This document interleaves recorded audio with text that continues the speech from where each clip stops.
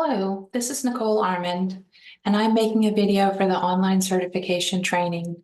This is going to be a video for section 4.1, Systems of Linear Equations, and I'm going to do part of the class as if I was teaching the actual class. So what I'm going to do is switch over to my my other camera so that you can see my handouts. Here we go.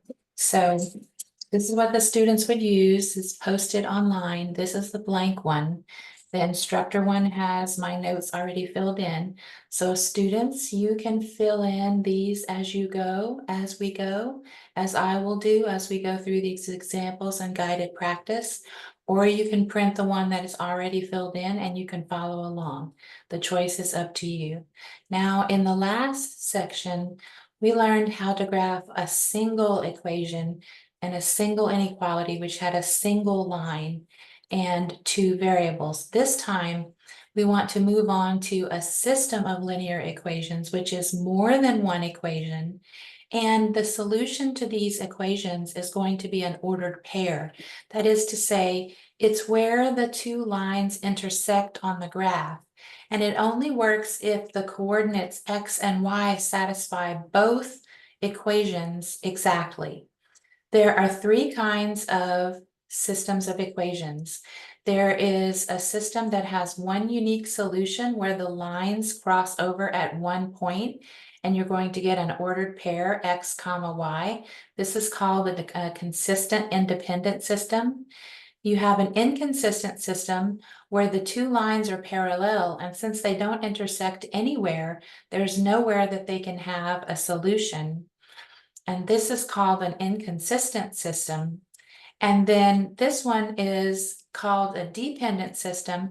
This is where you're actually graphing the same line twice. And so there are two lines here. It's just that they're exactly on top of each other.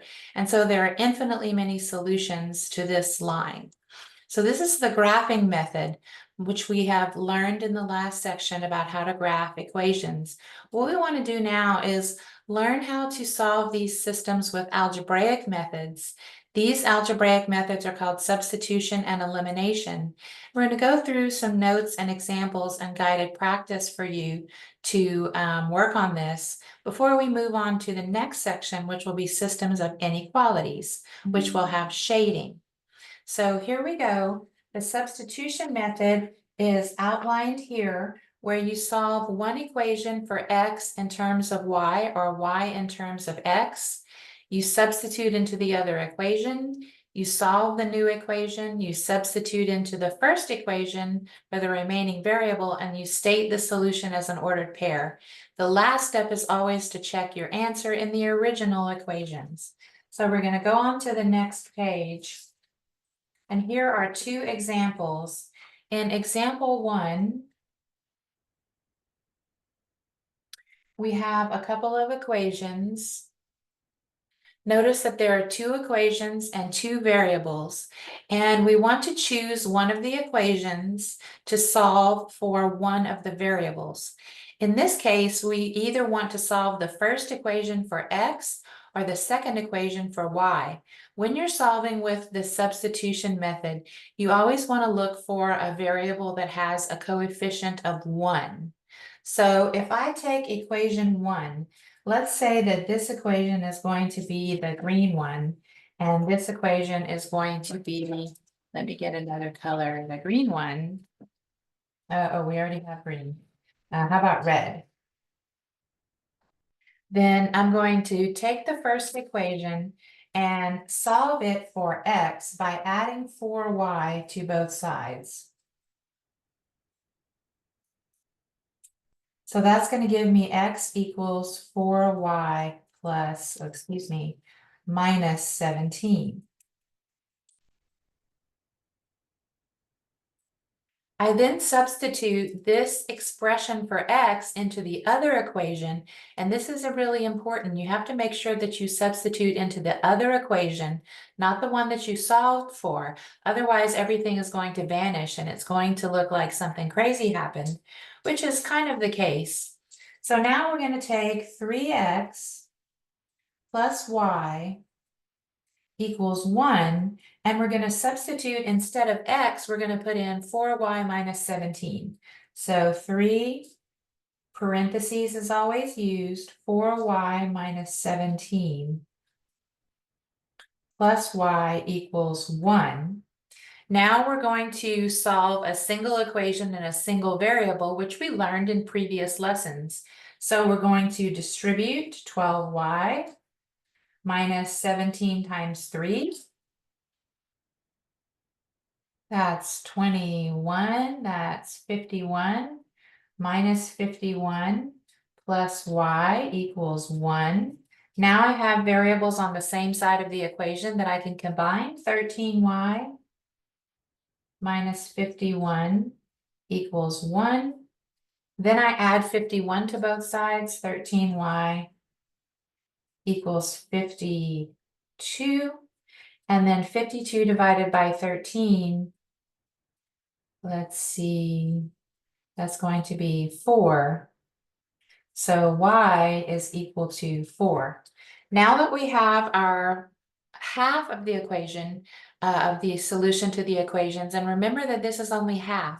You can't stop after only finding one variable because the solution is an ordered pair. What we need to do is go back over here and substitute the y that we found into this equation to find x. So we're going to have x equals 4 times 4 minus 17, or x is equal to 16 minus 17, or x is equal to negative 1. And we write this solution as an ordered pair x comma y, negative 1 comma 4. Here we go.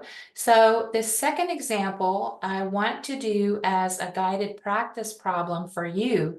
So what I want you to do is pause the video and work this problem. And then when you come back, I'm going to show you the solution to this one. I'm just going to work it out silently. And then you'll be able to come back and check your work with mine after you get done. And we're going to go on and do the same thing with the elimination method, where I solve one and then you solve one. You can always come back to the video and get like a hint by turning the video on for just a minute or two and then seeing what I do and then stopping it and seeing if you can finish. The idea is for you to get all the way through the substitution method by yourself though. So let's do that. Go ahead and pause the video right now. Okay, welcome back. So I'm going to work this out. We have, for these two equations, the only one that has a single, a 1 as a coefficient or a negative 1 is this equation right here. We wouldn't want to use this first equation to solve for x or y because it's going to cause us to have fractions. And we really don't want to introduce fractions into our equation if we don't have to. So we're going to work this one out with 3x minus y equals negative 7. And we're going to solve this equation for a y, minus 3x minus 7. And then we have to fix this negative, so y equals 3x plus 7. Okay, then we're going to substitute that into the other equation. That's the top equation. Make sure that you keep them straight, right? This one's going to be the green one this time. Okay. All right, and so this is basically how the class would go. We would go through all the examples and do one example in class and one guided practice where the students can choose how much they want to participate in the class. They could always print out my notes that were already filled in and just kind of follow along if they think that they know this material well enough to do that. If not, then they can go along and do it as I'm doing it here along with me. And since it's being recorded and it's a video, they can do it as fast or as slow as they need to. And that's basically how each lecture of the class would go. So I'm going to go ahead and go back to the integrated camera. And so here I am. And so that's kind of it. That's how each lecture would happen, with the blank notes and the instructor notes. So I hope you enjoyed watching this, and that you learned how to solve a system of equations by substitution.